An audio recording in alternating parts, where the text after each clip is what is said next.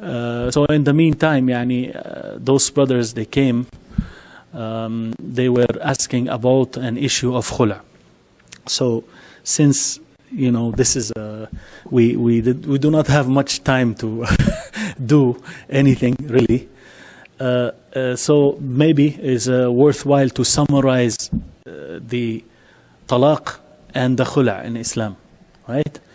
Basically, the marriage happens between the husband and the wife, and then maybe things do not go the way they should be. So they go for the option of A, divorce.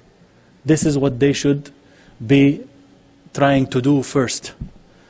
They do not go to khul'ah, they go to divorce first. And if the divorce, there are issues in the divorce, therefore the husband does not want to divorce, then they go to the second step, and that is what is called al-khul'ah.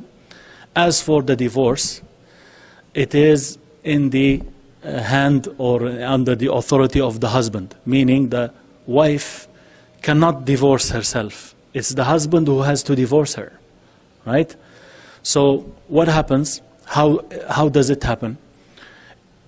If they agree or the husband decides to divorce, then he should be issuing the divorce in a time where the woman, she is not on her menses, kharij al-hayd. She cannot be mensing, right? Which means if she is mensing, he has to wait. He cannot do it. He has to wait, right? Also, if she is clean from her menses, he cannot have intercourse with her during that time period. He is intending to divorce her, so he cannot, he should not. What happens if she became clean and then they had intercourse and then now he decides to divorce her? He cannot divorce her. He has to wait until she has her menses, the period, then she becomes clean, then now he can issue the divorce. And the divorce, he just says, I divorce you, and that's it. Or any word giving that meaning, that he is divorcing her. After he divorces her, now we wait for what is called the iddah, or the waiting period. The waiting period for that is 3 menstrual cycles. Divorcing, does it have to have witnesses or no? We'll come back to that. A good question. 3, but in general, he has to have witnesses, but not necessarily present at the same time, right? So he could divorce her and then have witnesses, talk to 2 people, saying to them, I divorced my wife, right? So after he issues the divorce, we wait for 3 menstrual cycles. And in this case, the woman is not allowed to leave the house, and the husband is not allowed to kick her out or to ask her to leave, right? Sometimes when this happens, it's just the customs. The family of the woman, oh, I divorced you, okay, come. They come and pick her up, or she goes to them, and they're not allowed to do that. Because part of the wisdom is for them to stay together, to think about that, if they want to really finish it or they want to come back. So we wait for 3 periods, and that is the iddah, the waiting periods. The husband, within that period, he has the right either to take her back or to go on with the divorce. If he takes her back, either he takes her back by statement, I take you back, in which he has to have witnesses for that too. Like he said to the witnesses, I divorced my wife. He talks to these 2 witnesses and he says to them, I took back my wife, right? Or he can take her back not only by statement, but even by action, by hugging her, kissing her, or having intercourse, and like that, he took her back, right? He took her back by his action, which he has to tell the witnesses that he took her back. This is now within the 3 periods. Within the 3 periods. If the 3rd period comes, and finishes, right? Then now this is what is called talaq ba'in, right? The divorce is now effective. The divorce is effective. She is no longer his wife now. After this, now what about if he wants to take her back? He wants her to be his wife. He is like a khatib. He's proposing like anybody else. Maybe he proposes to her and somebody else proposes to her. She chooses the second person, not him. She doesn't want to go back to him anymore. Now she has the say because he's just offering her to be her husband because the third period has finished. If he takes her back before the third period, then he can do it. He can do it, right? So this is the case. Within this waiting period, the two sides, they are reflecting, they are thinking about the issue, and maybe they decide to, fix their problems and just get back together, right? Or they choose the other way, and that is to finish the marriage and they don't want to be married anymore. That's one way. Now, if the husband is refusing to divorce, more than likely it's because he has spent a lot of money on the marriage. Or he gave the wife some gifts, or he gave her a house or a land, and now she wants to just go and that's it. He doesn't want that. So she agrees with him, and this is what is called Khul'ah. Because he does not want to divorce, they go for the Khul'ah. She says, look, you gave me $10,000 for this marriage, or the dowry is 1,000 muqaddam in the beginning, and deferred is $10,000. Probably the husband, he doesn't want to give the 10,000 deferred dowry, right? So she says, you know what? I don't want this 10,000. I sign up for you that I absolve you. You don't have to pay me this 10,000, and we are fine. Just let me go. This is what is called Khul'ah. Khul'ah. Khul'ah is not like divorce.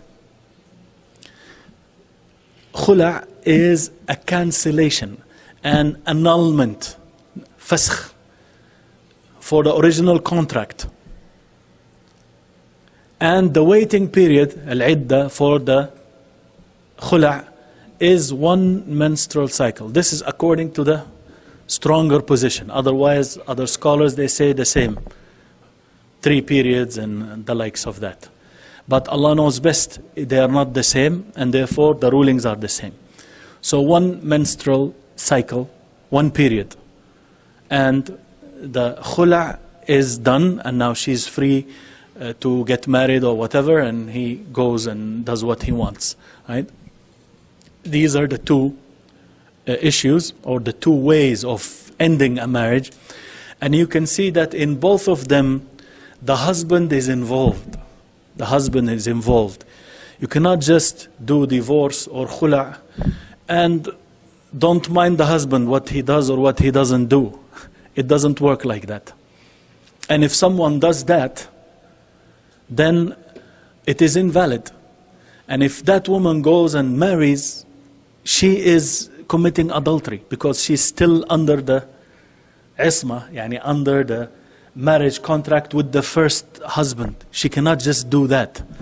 And no one can do that for her, except for the judge in a Muslim court, in an Islamic court, where the judge will enforce, right, what he says. Or if they do what is in the Quran, حكما من أهله وحكما من أهلها أن يريد إصلاحا يوفق الله بينهما. You know, those judges or those arbiters that they choose from both families, they have the right to have the marriage go on, or they have the right to end this marriage. They serve like a judge, basically. So what happens in this land? What do we do? The people, they fight, they go to the imam. What can the imam do? He can talk to both parties, the husband and wife, try to talk them into finishing it with divorce. If he could do that, then alhamdulillah. They can't, maybe they go to khul'ah. They cannot do the khul'ah, then what is next? if the husband is not listening, some husbands, they want to just leave the wife, as it is said in the Quran, mu'allaqa, hanging. She's not married, she's not divorced. Right? So what do we do? Since the imams do not have the ability to enforce a divorce or a khul'ah, right? The wife, she can apply for divorce. Divorce that is civil divorce. And she would wait until she get her divorce coming back from the court of law, the civil divorce.